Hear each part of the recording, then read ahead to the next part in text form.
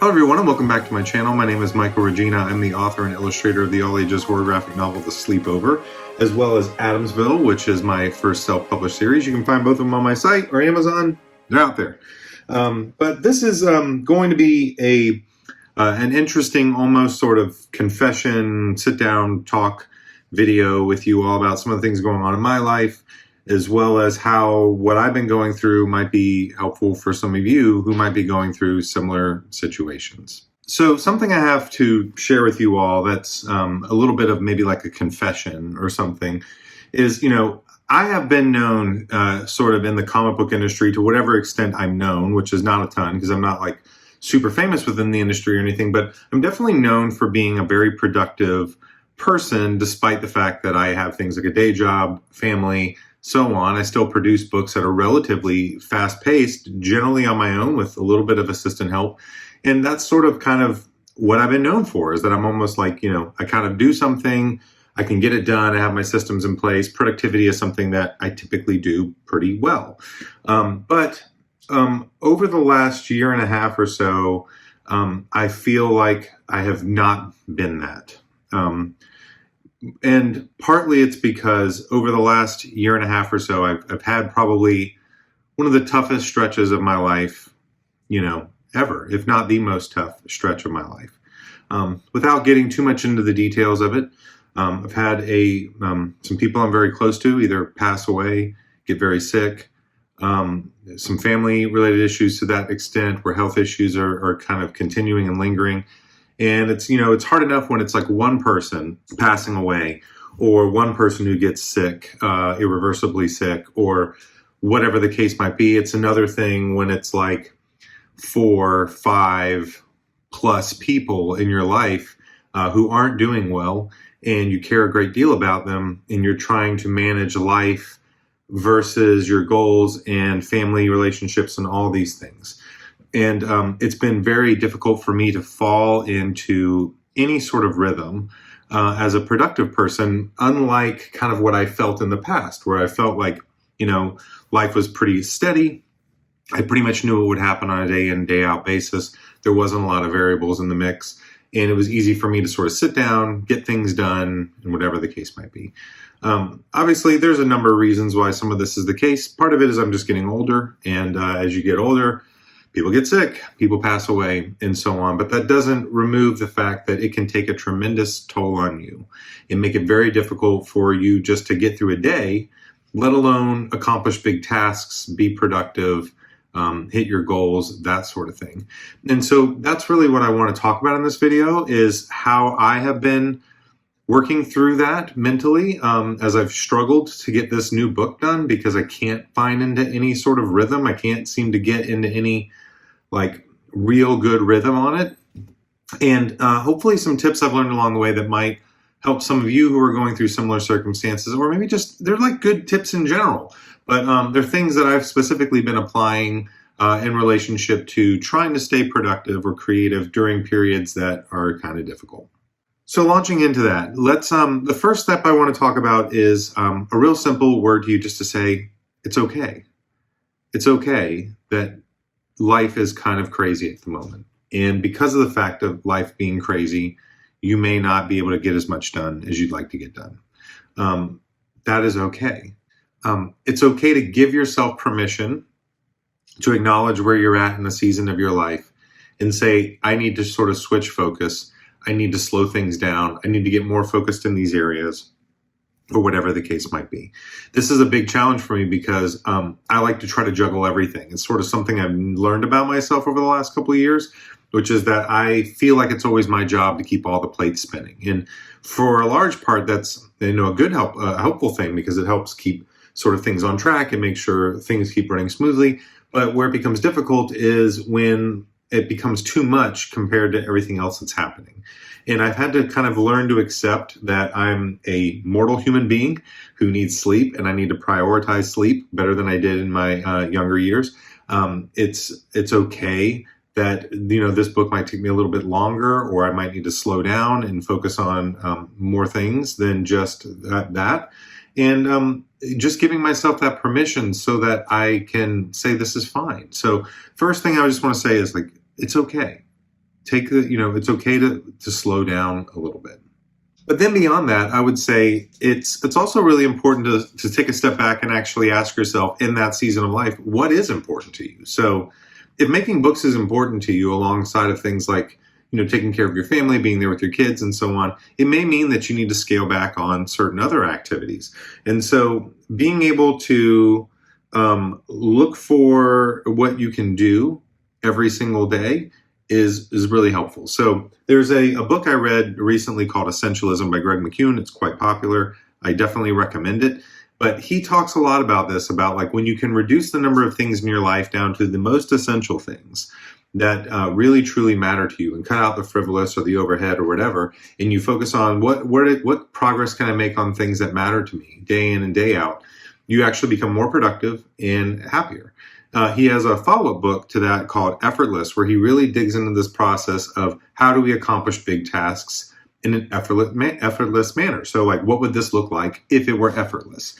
And so I recommend both of these books, but he tells an amazing story within Effortless about the journey to the South Pole and the expedition, sort of having two different people who were going there, and they had different outlooks. One group was essentially of this mentality of like, we're going to make progress, as much progress every single day. Who cares what the weather's like? Whatever the case might be, we're going hard, right? We're just going to go hard.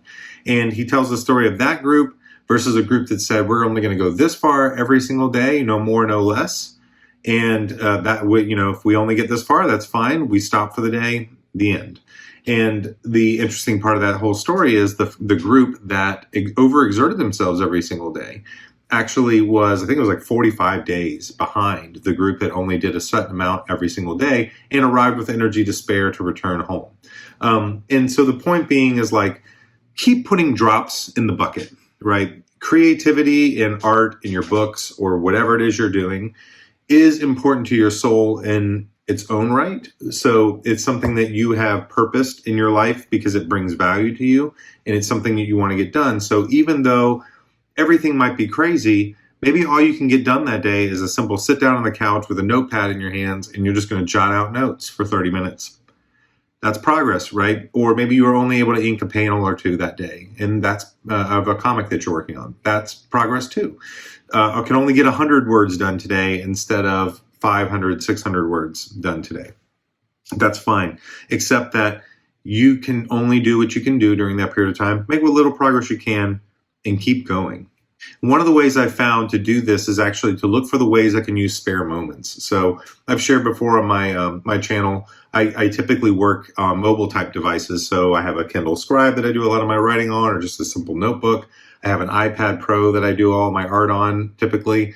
And so I will often just have these things in my bag, and wherever I'm at, if I'm sitting at a bookstore or I'm waiting on an appointment or whatever the case might be, I'm usually pulling one of these things out and making some sort of progress on it. So it might only mean I get 10, 15 minutes, but it's 10 to 15 minutes of focused work.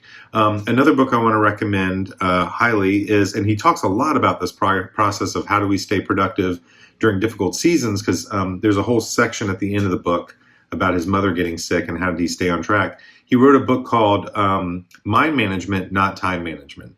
And he talks about this idea of the minimum viable dose. What's the minimum amount of work I can do today to make progress on that goal for tomorrow? So maybe it's only, I got 15 minutes. I'm going to work for 15 minutes on this thing while I'm waiting on the next meeting, or I'm sitting in line for something to get done. Take those 15 minutes, get a little bit done, make progress, just buckets, drips of water into the bucket, right? And so over time, all those little drips amount to a lot of something. It might be hard to see in the small term, but it's really important in the long term. So take the moments to make a little bit of progress when you can. And then something that I actually really struggled with was learning to find the fun in it again. So, part of what made it so hard to stay productive is I'm watching like all these real life things happen, like one of my best friends passing away from cancer, or another close friend battling cancer, or a loved one with an illness that we can't seem to get to the bottom of. And I'm watching like these very real, like big moments happening. And it's making me step back and go, Like, what is even the point of doing this thing? What is, why am I wasting time? That's like legitimately how I thought, was like, why am I wasting time making a book when there's real life stuff happening and I should be spending time with all those people and making time and effort for them and more time for my family and so on. And, I think there's a lot of wisdom to thinking about that sort of thing, because it's true. Like, you don't know when that person you love might be gone, right? You don't know when you might lose that job and everything's thrown up in the air, or that night that you chose to do something else instead of this ends up being really important because something happened or whatever. It's so, like, I began to think, like, why am I doing this? Like, I should be more focused on smaller things. And like I said, there is a part of me that does agree with that. Like, I think the more I've continued working on books and doing this sort of thing, you sort of make this like big, broad influence, right? Like, because you put this book out and hopefully thousands of people read the book and love it and enjoy it. But then there's also, a lot of the real like impact you see in your life happens on the small term. So, like, I think often when we think about making books or whatever, we're thinking about it like, I want to have this big impact, right? Because we want to like influence all these people. But something I've been learning over the last couple of years is, like, a lot of the impact your life makes really happens much smaller. It's with your kids, it's with your spouse, it's with your friends, it's with your parents, it's whatever. It's like those impacts are tremendous. Like, they're not nothing, right? So looking at what I'm doing with books, and I'm going like, well, why am I putting all this effort over here when I can do something very tangible over here? You know what I mean? Like, I can have a meal with my kids or whatever. And I could go take one of them out one-on-one. We could talk. And just and sitting back and thinking through that and going like, that is true, like 100% true. And I should absolutely prioritize more of that sort of thing in my life. But then also going like, yeah, but you came to this because it was fun, right? Like, you started making books because it's fun. So how do we make it fun again? And so I've been thinking a lot about this. This is the one that I'm still thinking a lot about, but I know it's important for the fun to come back in. It's important for me to think about, how do I make this an enjoyable thing that I do? Like, we're all going to be doing something for entertainment and relaxation.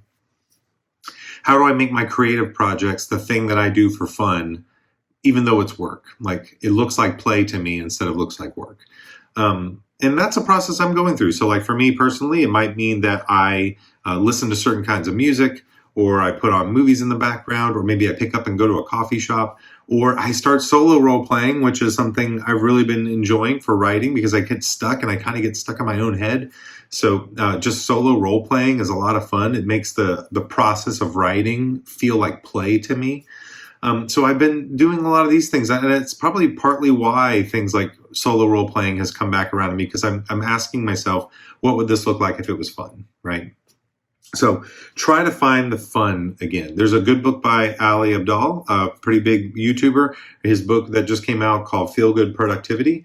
And he talks a lot about this idea of how do we make work fun again. He made a quote, like a real simple quote at the end. He basically said, like, what would this look like if it were fun? Or how can I do this thing and enjoy it every step along the way? And if your mood increases, your desire to do it will increase, and you'll find the purpose and value in doing it.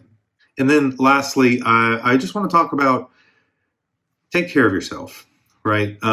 We all go through rough patches and seasons in our life. I think sometimes it can feel overwhelming and we feel like, man, I'm never going to come out of this thing.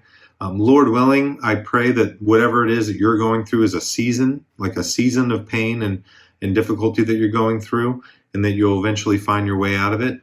But, take care of your own mental health. It's okay to talk with other people, to learn how to process emotions. Like I said, it was an incredibly difficult year and a half, and it's not like over yet. There's still a lot of lingering effects of all that, but I've had to spend a good portion of my year learning how to cope and think and pray through and get community around me so that I could come to grips with a life experience I'd never really gone through, where, things got pretty rough. And so I just want to encourage you that if you're going through that season, yes, continue to try to make progress on those things, because they're part of who you are. They're part of the joy you bring into the world. But it's okay to slow down and take the time. I guess I'm saying, like, take the time you need to take care of yourself. So whatever that might mean, but get like proper help. Get proper help with your situation. And then hopefully you'll come out of it on the other side all the better for it. But don't lose track of your goals. Those things still matter. There's a reason why you devoted time to them, and they matter to you in the beginning. Don't lose that time. Just find ways to make the progress you can. Put some drops in the bucket every day. Find the fun in it again. Take use of those spare moments or whatever you can, just to try to slip into that space and just make a little progress.